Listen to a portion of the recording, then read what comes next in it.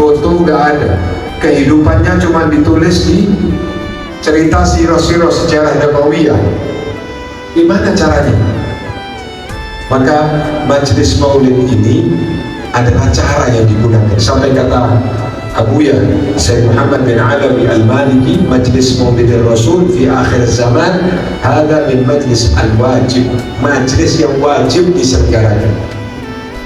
Di pondok-pondok pesantren salaf bahkan majelis maulid diadakan di setiap minggu untuk yajdabu qulubil insan, menarik hatinya manusia supaya cinta dengan Nabi Muhammad SAW.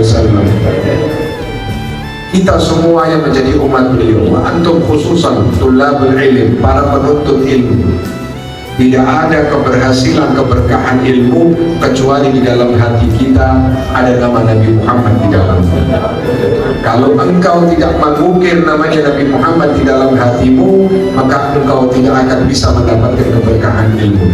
Semua orang-orang yang sukses, semua para wali-wali Allah, para kekasih-kekasih Allah, para masyayikh yang hebat-hebat itu semua, jika dibuka hati mereka, maka terukir di dalam hatinya Nabi Muhammad SAW. Sosok baginda Nabi Muhammad yang dikatakan oleh Al-Habib Ali, kalau dibahas Nabi Muhammad itu wa'ala tafannuni wasifihi biwasfihi yafna zaman wa fihi malam yusuf. Andai kata dibahas kehidupan Nabi Muhammad sampai di Maulid Al-Habib Ali di akhir tadi dikatakan an umsika fi hadzal maqam wa aqra alaih salam, saya sampai berhenti untuk menuliskan sejarah Nabi Muhammad.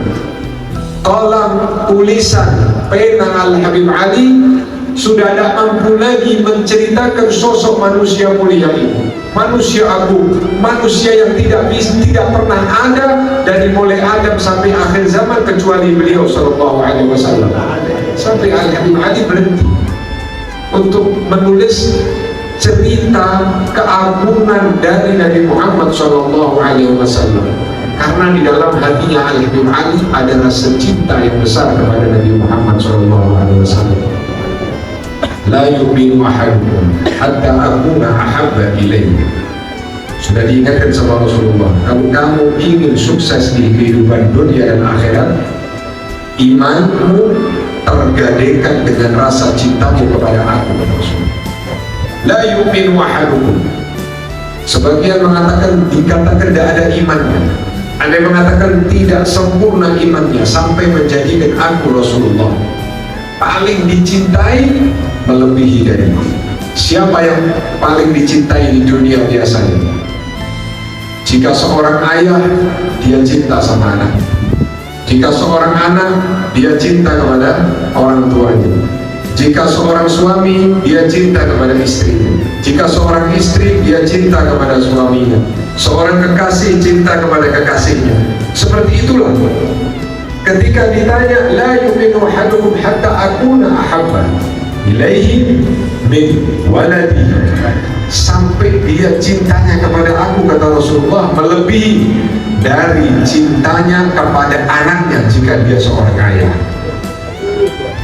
melebihi cintanya kepada wawalidihi, kepada ayahnya jika dia seorang anak. Wanas ajma'in dinisbahkan adalah cinta di antara satu manusia dengan manusia yang lain yang tidak bisa melebihi cintanya kepada Rasul, maka tidak sempurna cinta tersebut, tidak sempurna keimanan orang tersebut.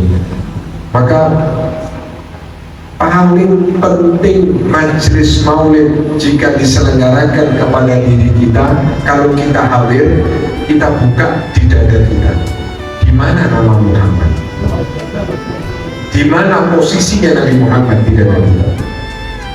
Sebagian ada yang mengatakan model-model yang baru bahwasanya cinta kepada Nabi itu ittiba'us sunnah. Ittiba'us sunnah itu adalah cara cinta. Ada model-model aturan seperti itu. Padahal cinta itu bahasa lughatul qalb, bahasa hati, bukan bahasa perbuatan. Seorang ayah cinta sama anaknya, itu semua yang ada di relung jiwanya, jika anaknya minta diberikan. Anaknya sakit, kalau anaknya sakit, dia mengatakan kalau bisa sakitnya jatuh pada saya, anak saya biar tidak sakit. Seorang ibu, jika dia melihat anaknya merasa sedih, dia bilang biar saya saja yang jadi yang merasa sedih, gak usah anak saya. Sampai-sampai ada seorang ibu, bagaimana cinta seorang ibu? Ada seorang ibu yang memiliki anak yang durhaka. Durhakanya luar biasa. Sampai anak tersebut sekali waktu tidak mendapatkan keinginannya, kecuali dia harus mengambil sesuatu yang ada pada ibunya. Ketika itu ibunya menghalangi supaya anak itu jangan menggunakan sesuatu itu yang dikatakan akan berbahaya, entah itu harta atau sesuatu yang bisa membuat anak itu terluka. Dihalangi oleh sang ibu dan anak itu akhirnya kalah, dia membunuh ibu. Diambil itu jantung ibunya yang sudah tua itu, lepas itu jantung ibunya. Tapi karena kekuatan ibu itu kepada Allah Subhanahu wa Ta'ala, walaupun dalam keadaan berdarah, dia bilang, wahai anakku, kalau kamu mau selamat, maka tuntunlah jalan kebaikan di dunia ini. Walaupun ibu sudah sekarat mau mati, tapi masih berharap anaknya untuk bisa hidup selamat di dunia. Cintanya luar biasa. Ibu yang sudah mau mati masih memikirkan anaknya untuk supaya anaknya bisa hidup nyaman di dunia. Padahal perlakuan anak ini sangat zalim kepada ibunya. Itulah cinta, bahasa cinta orang tua kepada anak, bahasa cinta seorang ibu kepada anaknya. Tidak ada seorang ibu yang rela anaknya untuk tersiksa, untuk merasa dirinya tersakiti di alam dunia. Begitu juga bahasa cinta kepada Rasulullah SAW. Ada pertanyaan, kenapa kita dituntut cinta kepada Nabi Muhammad? Pertanyaan itu sering timbul. Kenapa kita dituntut cinta kepada Nabi?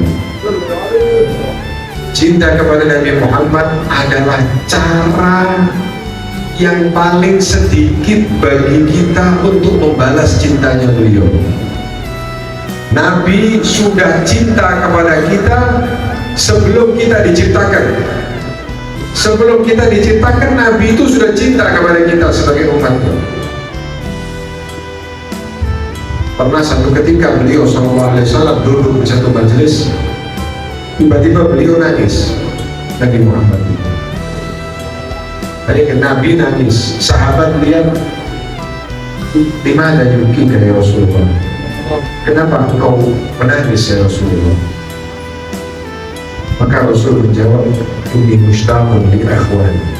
Aku sesungguhnya sedang rindu dengan saudara-saudara. Rindu Rasulullah. Awalasna ikhwanuka ya Rasulullah, bukankah kami ini semua adalah saudara-saudaramu ya Rasulullah? Rasulullah mengatakan, bal antum ashabi, kalian semua adalah sahabat-sahabatku. Ya Rasulullah, kalau gitu siapa? Kami iri dengan orang-orang yang kau rindukan, yang kau kepingin ketemu. Kalau kami kau anggap sebagai sahabatmu, siapa ya Rasulullah yang dikatakan sebagai saudara-saudara?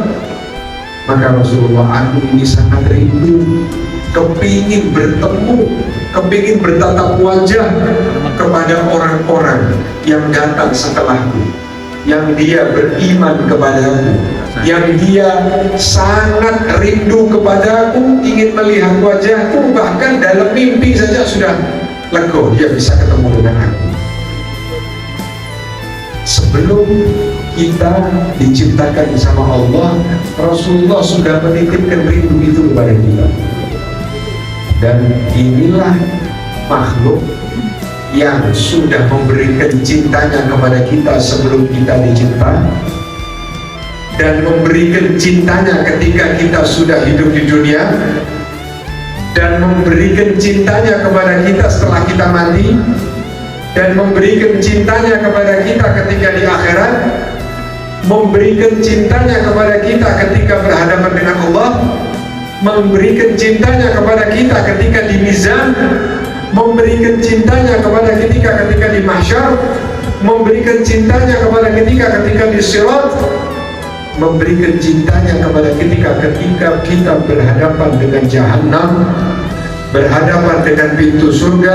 Beliau adalah manusia yang paling tidak merasa puas jika kita yang sebagai umatnya tidak bersama beliau di akhirat kelak yaumul qiyamah.